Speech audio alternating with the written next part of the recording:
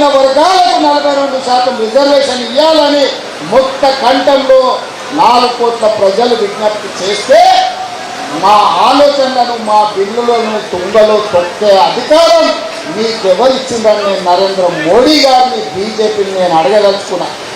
ఇవాళ నరేంద్ర మోడీ గారు మన పెద్ద శత్రువు. మన బలహీన వర్గాలకు న్యాయం చేయాలన్న ఆలోచన ఆయనకు లేదు. ఆయన ఆలోచనలు ఎట్లా ఉన్నా సరే ఆయన మోచేతి నీళ్లు తాగే కిషన్ రెడ్డికి, రామచంద్రరావుకు, బండి సంజయ్కి ఏమైంది? పొయ్యకాలం వచ్చిందా అని నేను అడుగుతున్నా. మళ్ళీ రావు తెలంగాణకు, మళ్ళీ అడిగరా ఓటు తెలంగాణలో బలహీన వర్గాలకు, మళ్ళీ రారా దళిత కాలనీలకు, మళ్ళీ తెలవరా ఆదివాసీలను, తెలంగాణ రాష్ట్ర ప్రజలతో మీ అవసరం